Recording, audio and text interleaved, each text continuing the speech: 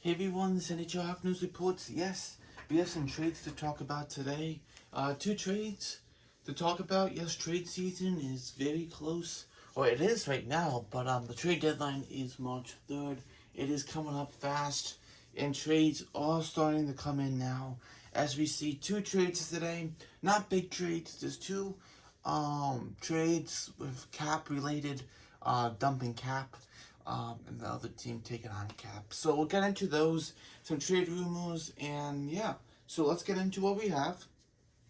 Not much, but we do have two trades to talk about the most. So let's get into the first trade here between the Blackhawks and the Ottawa Senators. Starting off with the Blackhawks, they received from Ottawa Nikita Zaitsev and a 2023 first round or second round pick, I should say 2023 second round pick of Ottawa's, and a 2026 fourth round pick of Ottawa's also for future considerations. Now, Nikita Zaitsev, he has this year and next year of $4.5 million on the books. So they get him for another year. You think of the Blackhawks as a team that this is fine. They're doing this, they take on a bad contract, they add draft picks. You're like, hey, we'll take on this bad contract if you give us, some stuff back. So this, we see they get a second and a fourth round pick, which is a good return for the Blackhawks to get that stuff as they continue the rebuild. And as the future looms for Patrick Kane and others, Max Domi, and to see if they get traded, any of them, if they get traded. So we'll see what happens, but adding draft picks, they have definitely done that. They have a lot of picks this year and next year, so we'll see what happens for sure, but adding more draft picks is what they're doing here. And, yeah. So Ottawa can move out that contract of Zaitsev for this year and next year, that 4.5 off the books. And now they can sign, if they want to sign to bring it to a deal, if they want to bring someone else in. This gives more flexibility at the deadline to do more stuff. If they want to do something, not saying they will do something, but if they want to, they have a chance to do it.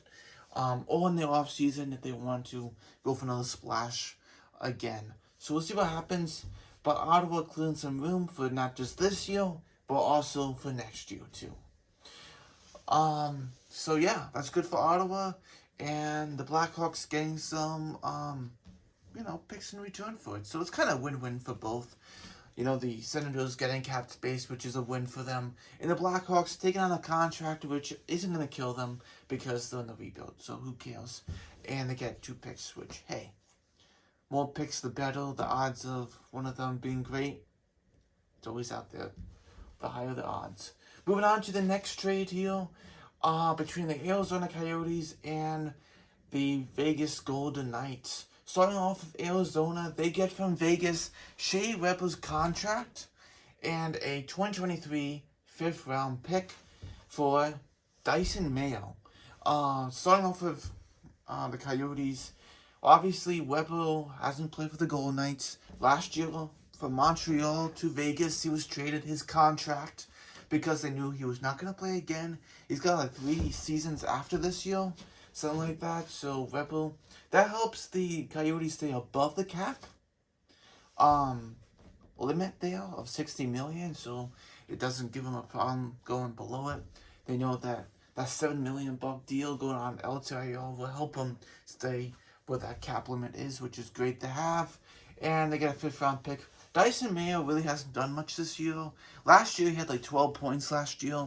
I thought he looked pretty good, and this year he has no points in like 15 games. So, Dyson Mayo also is going to be sent down to the AHL, the Henderson Golden, or Henderson Knights or something like that, right? Henderson Knights. So they sent him down. Defense depth, but Mayo is part of now the Golden Knights, and this helps the Coyotes, like I said, stay with that cap limit of $60 million, so they don't go below that. And they got a fifth round pick too. So, a bunch of guys have gone here. Maybe the Coyotes can get rid of this reputation of taking on these big contracts that are LTIR, and no one's gonna everyone wants to get rid of them. So they tell Arizona, here you go, take it. I don't know. Datsuk for Unger, Weber now. There was another one. Oh, I couldn't think of it. Couple other ones. This year was Zach Cassian. You think of different ones, take on contracts, Andrew Ladd, all different types of ones. So, there you go. Well, actually, those Ladd and Cassian are ones who played, but talking ones who retired, like Weber and Pronger and Datsuk and ones like that, So, yeah. Arizona doing that again, but soon, hopefully they don't have that reputation anymore and get better in the desert. And moving on now to the Nashville Predators, little news here update. Fabro seems like the guy who's going to be moved.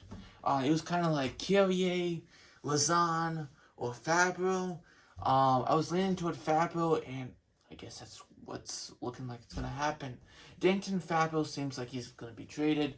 He's a RFA after this year. He's going to be 25. Has been alright, not the best as they thought he would be. But Fabro, we'll see what happens. Who picks him up? People thought maybe the Canucks, the Senators could be an interesting one. Take a chance on Fabro. Any team that needs a little defense help definitely would be great for them for sure. Which would be a fantastic thing, as I would say. Alright. So, hey, whoever Fabro goes to, maybe the Kings, maybe the Avalanche, maybe to the Hurricanes, maybe to Boston, maybe to, I don't know. How much can I get for maybe a 3rd round pick, 4th round pick? I don't know. Maybe something like that. Maybe. So, yeah, we'll see what happens for sure.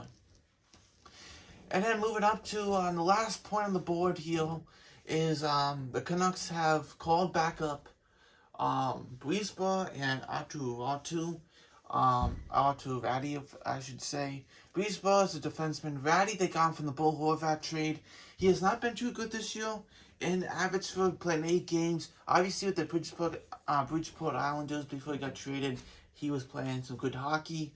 Now, since he got traded to the Canucks, Abbotsford really hasn't been connecting with Abbotsford the best. So they sent him up to Vancouver to play, and I think Rick Tucker get a good look at him, see how he's doing, see how they can improve his style of play. They're doing that with Hoglander, they're doing that with Park-Holzen, they're doing that with a lot of guys because the season is wasted. So we'll see what happens for sure. More news of this all will start to happen even more soon. So we'll see what happens for sure. And let me know your thoughts in the comments below. Also, one I want to bring out here is Dmitry Orlov. I didn't put on the board. I think Tom, I believe, is the problem right now. They're trying to get something together, but things have actually stalled lately. And you see what the Capitals are at this moment. Maybe they up to March 3rd, if they don't get something done, maybe it'd be interesting if they trade Orlov or they keep him. The risk is there for sure. So we'll see what happens with Orlov and different ones for sure. And let me know your thoughts about this in the comments below. And I'll see you next video. Bye.